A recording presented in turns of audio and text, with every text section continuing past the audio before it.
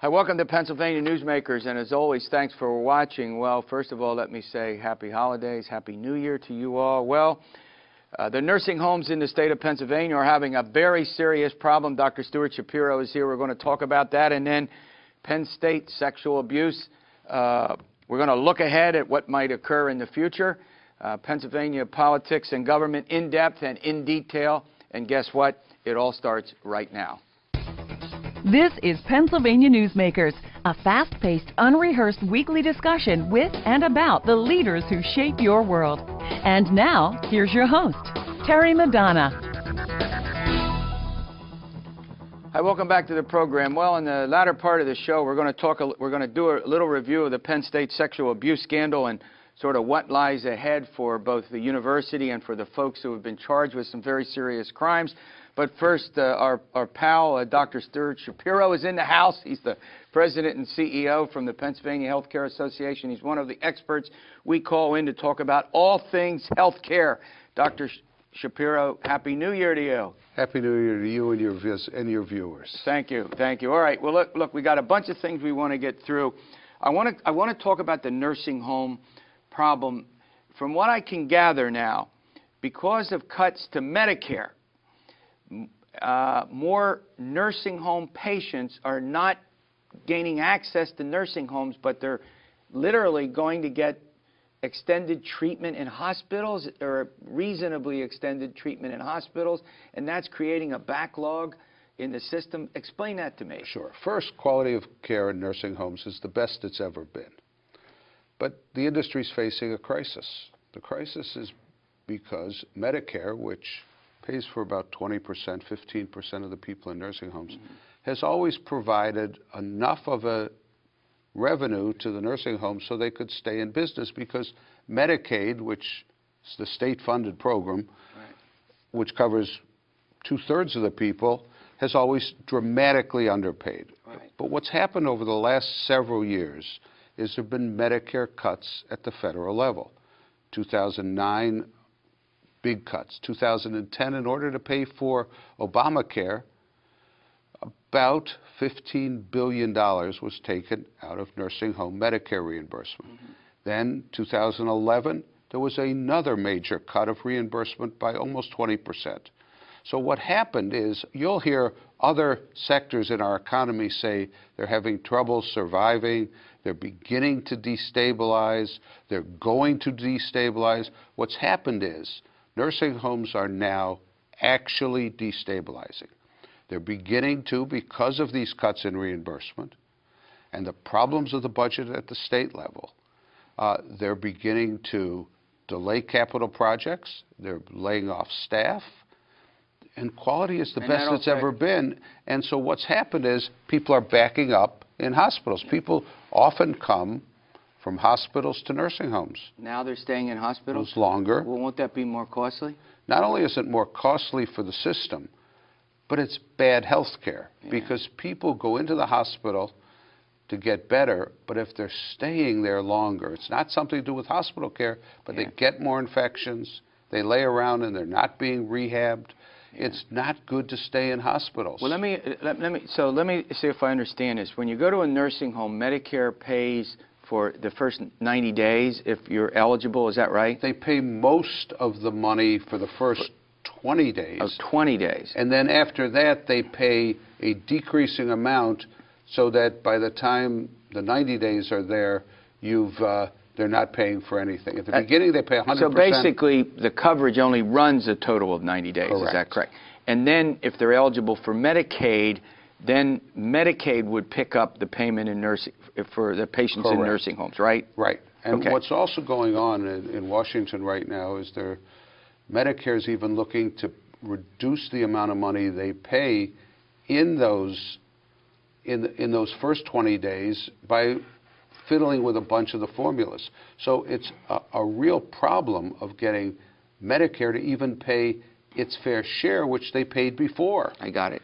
All right, we're going to run to a break. When we come back, I want to shift gears a little bit and talk about how the Medicare reimbursement, the doctors can have sort of a ping-pong effect on the healthcare system, but also potentially on nursing homes. All right, we're talking about about a very important healthcare subject with Dr. Stuart Shapiro. We'll be back in a moment. This broadcast of Pennsylvania Newsmakers is presented by the Pennsylvania Chamber of Business and Industry, the statewide voice of business, and by the Pennsylvania Cyber Charter School, bringing educational innovation and freedom to the children of Pennsylvania. This broadcast of Pennsylvania Newsmakers is presented by ReconnectPA.org, supporting a comprehensive transportation funding solution, and by the Pennsylvania Manufacturers Association. Business in Pennsylvania is our business. Hi, welcome back to the program with Dr. Stuart Shapiro. We're talking about all things healthcare. As we tape this, I'm not quite sure what's going to happen to the 27% cut to doctors for the reimbursements for treating Medicare patients. Dr. Shapiro, we know, for example, that some doctors are now saying, I'm not treating Medicare patients anyway because we're not getting enough money, they're not covering our costs. What's the long-term implications in healthcare reform for these cuts to reimbursements? Let's just talk about doctors first. Well, first, what you refer to as the doc fix has got to be fixed. This started in 1997 with a silly formula. So doctors, and they've been fiddling with this every year, they know they have it wrong, so they have to fix the formula. And every year they have to figure out how they're going to pay for fixing the formula. Unfortunately, this year, in order to fix the formula, they want to reduce Medicare reimbursements again to nursing homes. So this has, just as we talked about in the first segment, a double whammy on nursing homes. Now, this whole problem of Medicare is compounded here in Pennsylvania by the state's budget. And I think Tom Corbett got it right last year. When he presented his budget, he said, we have to deal with the must-haves, not the nice-to-haves. Right. Just before Christmas, the Budget Secretary, Charles Zogby, said quite articulately that we have another $500 million hole in the budget. Right. So the real problem is how is he going to address that without balancing it on the backs of the old people? Right. And the governor, I know, cares deeply about the elderly, as does the legislature. But they have to focus, at least in my humble opinion, on the must-haves, not the nice-to-haves. Yeah. And that's really the goal. And the must-haves in Pennsylvania are the frail elderly, those that are the sickest, those that are in our nursing homes, those that have no place else to go, and those who deserve quality care. You know, there is a potential ripple effect going on here that I think we ought to be concerned about. 50% of the doctors in our state are eligible, and say they will, eligible to retire, meaning, you know, they're going to reach the age within 10 years. We already have these doctor shortages. It looks like in virtually every proposal you see out of Congress, including the $1.2 trillion deficit reduction that automatically will take place in 2013 if Congress doesn't fix it, they're cutting health care reimbursements as part of that again. So it looks like we're looking at more cuts to the providers that perform important services to health care patients. No question about it, and it's a discouraging profession today. But again, you talk about that cut in Medicare. Right. Again, the super committee's failure means that nursing homes throughout this country will lose money. Are going to lose another 2% reimbursement. Yeah. And the bottom line is that the industry, high quality, it's taken years to get to the good quality it is today, is being destabilized. The next time you come on, I want to get to tort reform. We're probably not going to have enough time to do it. We'll have time the next time you're on. It's an important subject, legal liability reform. But before I let you go, I want to ask a question about this doctor shortage, because maybe because I'm worried that I won't have access to a doctor. But here's the point. Does this worry you that we don't have, that we're missing? I mean, you're the expert. We're losing specialists. Rural Pennsylvania, which doesn't get a lot how should I put it? It's not a lot of ink, not a lot of press on doctors that, you know, if you live in a rural part of our state, we have a big state. Oh, there is a tremendous shortage of physicians, especially in rural areas in Pennsylvania. But it's interesting. The biggest shortage is going to happen as the baby boomers age. We have 10,000 people turning 65 every day this year. Right. And will continue for the next 20 years to the 77 million baby boomers retire. Right. There is a terrible inadequacy of all kinds of care providers trained to care for the elderly. Yep. We don't have it. Yep. You can't find in so many communities someone trained in geriatric medicine. There aren't enough nurses. Mm-hmm. There aren't enough physician assistants. There aren't enough doctors. There is a real problem out there, mm-hmm. lying there, and no one's addressing it, of who's going to care for the elderly. Yeah. I mean, and overall, we have great, I mean, I think Pennsylvania, we're very fortunate. We have great medical facilities. We have, you know, a good cadre of doctors, but it's the shortage and the access to doctors. Once we have so many people, elderly, who need medical services, I think we're going to have, you talked about a quality problem earlier. I think we're also going to have an access problem. Oh, there's no question. And we're going to have an access to quality care in the future. Point. All right, there you have it, our health care update to start the year. Okay, the Penn State sexual abuse case. We're going to do a little review on what might happen in the months ahead with two of the state's leading journalists. We'll be back in a moment. This broadcast of Pennsylvania Newsmakers is brought to you by Pennsylvania Credit Union Association. Pennsylvania Credit Unions, where people are worth more than money. To find a credit union that is right for you, check out ibelong.org. And by the Energy Association of Pennsylvania, Pennsylvania's energy information source. This broadcast of Pennsylvania Newsmakers is presented by the State System of Higher Education. 14 state-owned universities. The state system is the largest provider of higher education in Pennsylvania. And by the Hospital and Health System Association of Pennsylvania, working towards a healthy Pennsylvania. Hi, welcome back to the program. Well, joining me, as often is the case, two of the state's leading journalists, Tony Romeo with KYW-KDKA Radio and Laura Olson with the Pittsburgh Post-Gazette. We're going to do a quick wrap-up here on the Penn State sexual abuse case. We'll bring you up to date, and then we'll look ahead. Tony, let me start with you. Jerry Sandusky charged with 52 counts of various forms of sexual abuse, I guess. I'll use that as an overall. We have two Penn State administrators also charged with perjury and some other counts that deal relatedly. What was the big takeaway from the year, in addition to the obvious scandal, that you find in these charges? Well, it certainly has brought new awareness to the issue. In fact, we are now seeing a scandal breaking in Philadelphia with a Hall of Fame baseball sports writer, right. And the people who are accusing him have cited the Sandusky case as one of the reasons that have prompted them to come forward. All right, Laura, let's go to another aspect of this.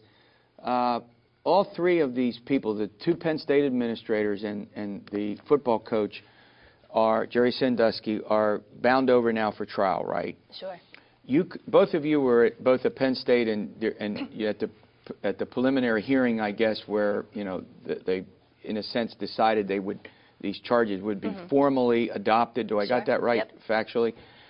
What in your coverage of this, it all seemed to hinge on the testimony of McQuarrie, Coach McQuarrie, who saw Jerry Sandusky in the shower with this 10-year-old.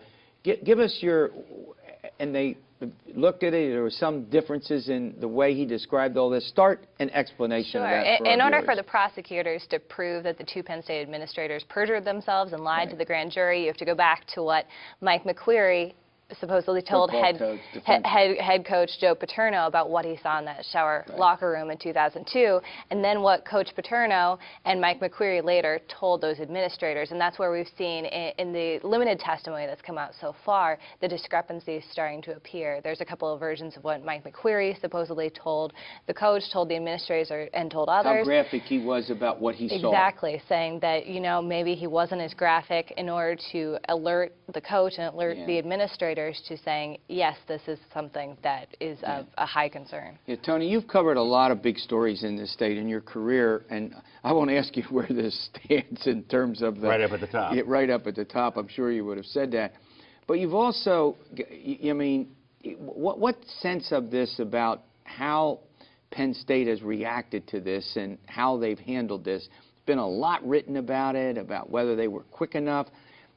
In your sense, how has that all developed over the course of the last several months? Well, I think Penn State's been universally panned for their response, beginning from the beginning with the statement that was put out by then President Graham Spanier on the day the story broke, where he expressed his unconditional support, as I recall, for the two administrators who were charged with perjury. And then resigned. And then resigned a couple of days later. Under pressure, obviously. Right. And of course, this is what the focus is of the charges against the two administrators are, that essentially that the allegation, the charge specifically is perjury, but underneath that is the allegation that they simply essentially looked the other way. Yeah. I mean, Laura, I think that's one of the big questions that remains to be answered is, you know, how much did Penn State officials know, how quickly they were moving on it. The NCAA is looking into it. I mean, the NCAA, quite candidly, not known to move too quickly on these things. And the legislature has reacted by strengthening sexual abuse reporting. Am I right about that? The legislature is putting together their own panel as well to look at the state's reporting laws. That's going to be forming in January when the General Assembly returns. There's going to be lawmakers, some agency officials,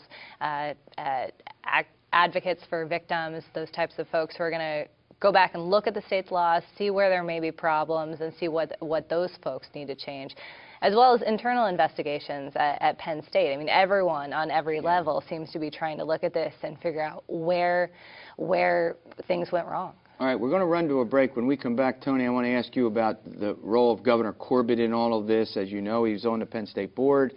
You know, he was Attorney General when this investigation began. See where his role in this and what the state might what role the state might play moving ahead. We'll be back with more of the Penn State sexual abuse scandal following these words. This broadcast of Pennsylvania Newsmakers is presented by Highmark Blue Shield, changing the way health plans work for business with a variety of plan options for employers and more choices for employees. Information is available at highmark.com. Have a greater hand in your company's health. And by the Pennsylvania Healthcare Association, the future of long-term care.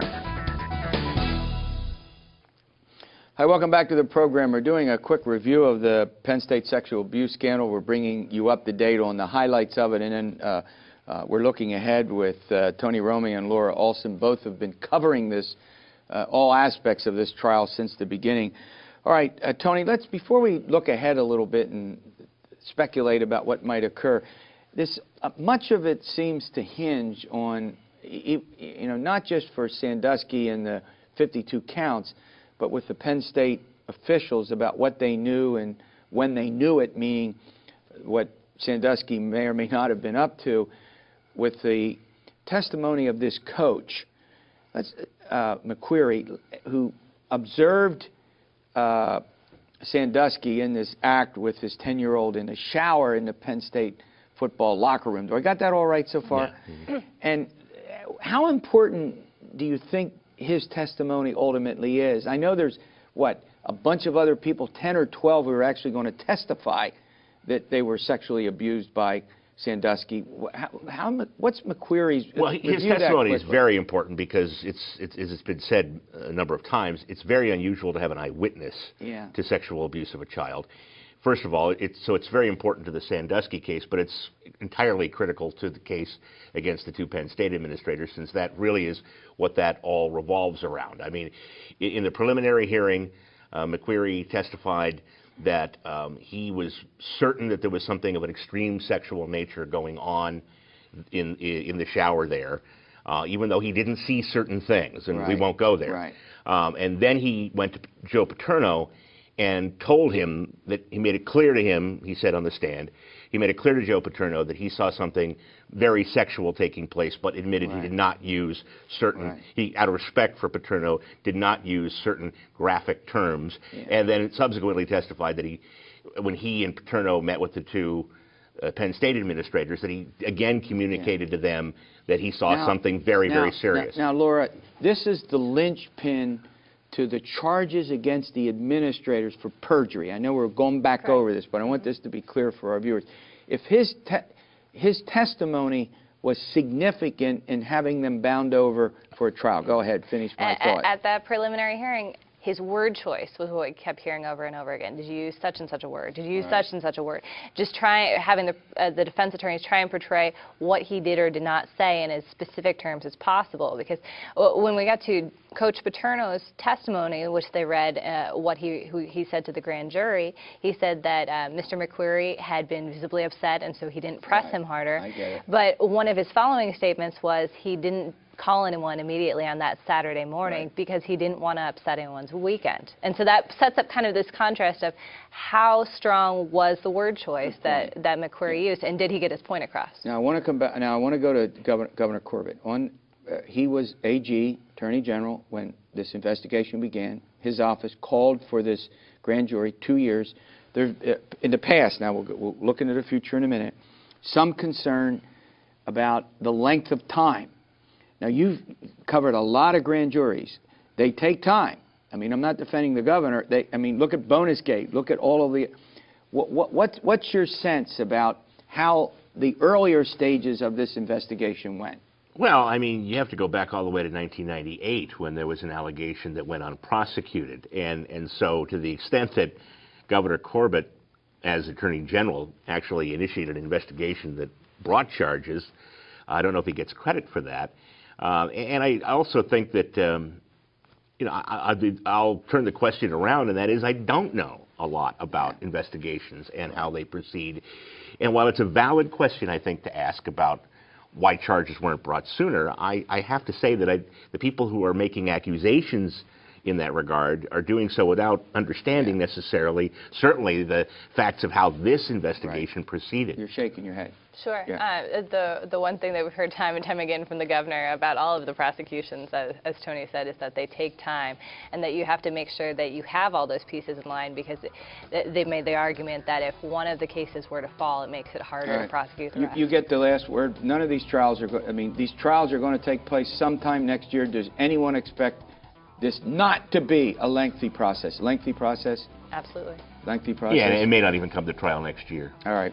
Thanks for a great update. I'm sure you'll continue to cover it for your respective news organizations. And thanks for watching Pennsylvania Newsmakers, and you stay well.